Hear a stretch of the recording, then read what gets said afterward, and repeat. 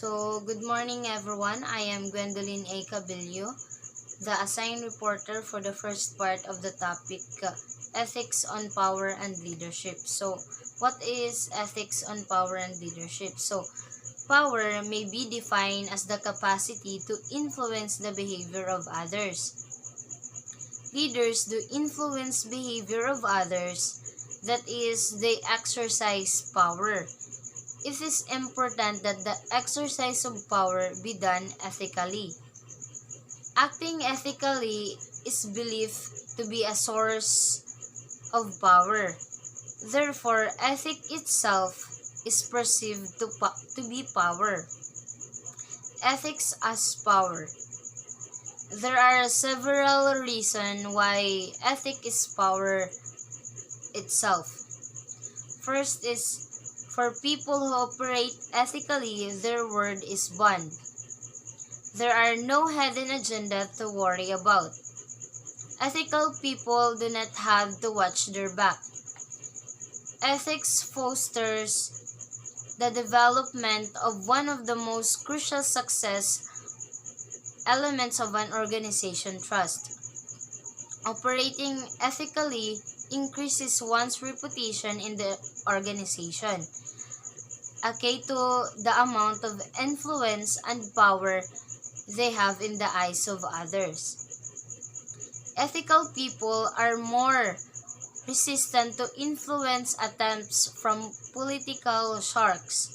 They dampens the power of those acting unethically, and the overall ethical influences enhanced by comparison. Ethics means doing the right thing, which often increases the chance of success, and success usually increases power. Leaders who believe their subordinates are ethically worry less that they will negatively be surprised by something wrong in their unit. They believe they will inform if something is wrong.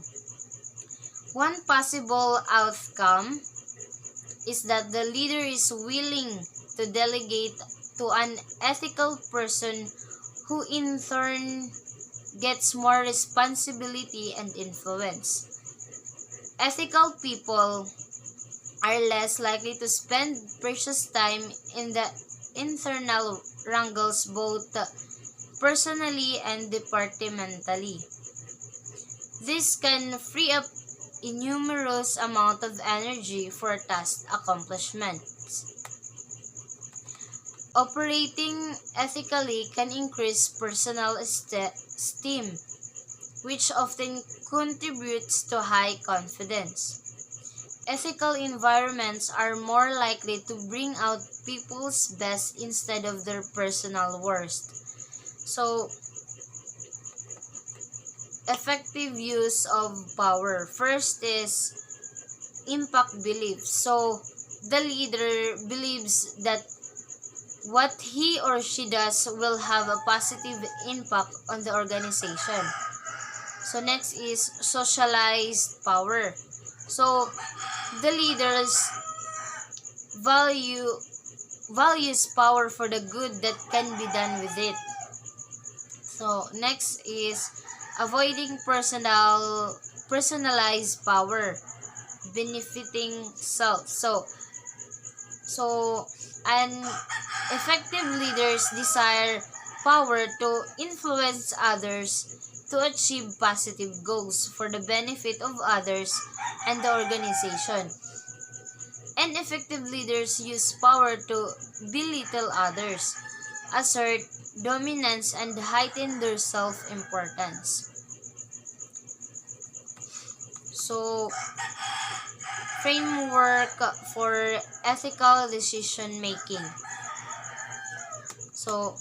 There are 5 approaches that form the basis of ethical standard, which assist in determining what is ethical. At decision-making level, there is a need to have a guide or framework to assist individuals, organizations, and communities make decision ethically. So, it is important to explore all responsible alternative prior to make decisions. So, making good ethical decisions requires a trained sensitivity to ethical issues and practice method of exploring the ethical aspect of a decision and weighing the considerations that should affect a choice of a course of an action. So, it is important to have a method for decision making which, when practiced regularly, becomes so familiar that it is possible to work through automatically. So, the following framework for ethical decision making has been found useful in exploring ethical dilemmas and identifying ethical courses of action. So, first is recognize an ethical issue. So sometimes there's a lot of question comes in our mind like, is there something wrong at personal or interpersonal or social level? Could the situation under consideration be harmful to the concerned people or community? So, does the issue go beyond legal and institutional concerns? What are effect on people's dignity, right, and aspiration for a better life? So, next is get the facts. So, what are the relevant facts of the case? What facts are known? Which individual and groups have important stakes in the outcome? Though some have a greater stake because they have special need or because one has special obligation to them. What are the options for acting? Have all relevant person and groups been consulted? Evaluate alternative action. Which option will produce the most good or do less harm? Will everyone's right and dignity be observed? Which opinion is fair to all stakeholders? Which option would help all participate more fully? Fourth is make a decision and test it. So, considering all the perspective, which of the option is the right or the best thing to do? If you, so for example, if you inform someone you respect why you choose the option, what do you think would be his opinion? So, if we had to defend this position, for example, to the media, would you comfortable doing so? Act and then reflect on the decision later. So, implement your decision, assess how it turned out for all concerned. If you had to do it over again, or what would you do differently? Good morning, everyone. I am Angela Menosa, and my report today is the third part of our report, which is the 15 diseases of leadership according to Pope Francis. The leadership team is called constantly to improve and to grow in a rapport and wisdom in order to carry out fully its mission.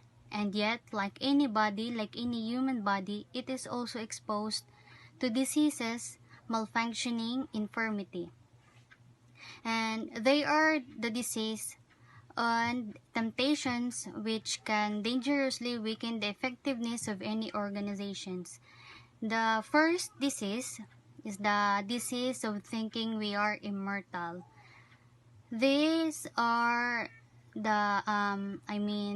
therefore, neglecting the need for regular checkups, A leadership team which is not self-critical, which does not keep up with things, which does not seek to be more fit is a sick body.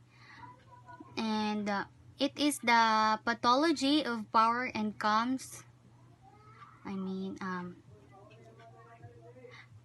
comes from a superiority complex, from a narcissism which passionately gazes at its own image and does not see the face of others, especially the weakest and those most in need.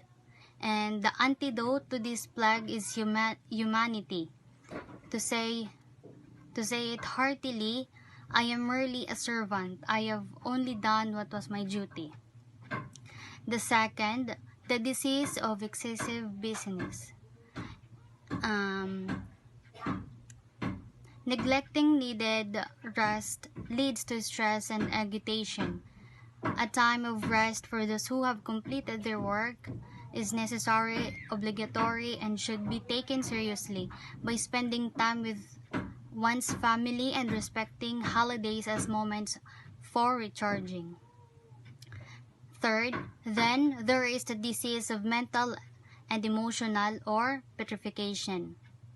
It is found in leaders who have a heart of stone, the stiff-necked, in those who in the course of time lose their interior serenity, alertness, and daring, and hide under the pile of papers, and turning into paper pushers and not men and women of compassions.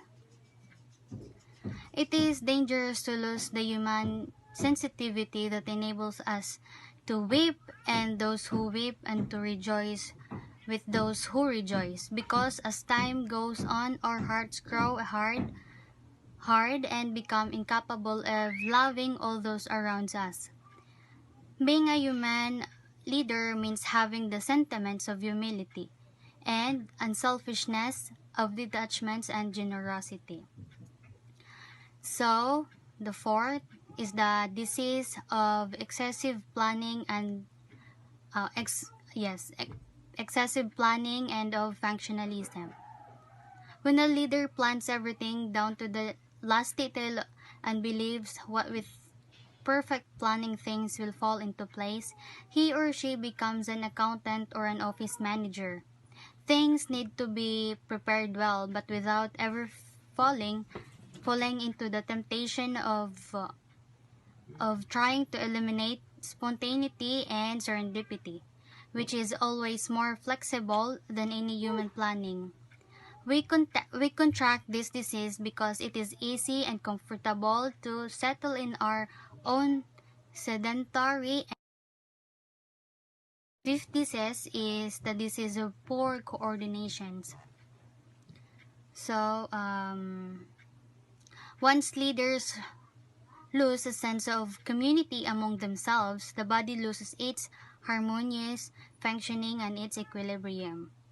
It then becomes an orchestra that produces noise. Its members do not work together and lose the spirit of camaraderie and teamwork. When the foot says to the arm, I don't need you, or the hand says to the head, I'm in charge, they create discomfort and parochialism. Sixth, there is also a sort of leadership Alzheimer disease.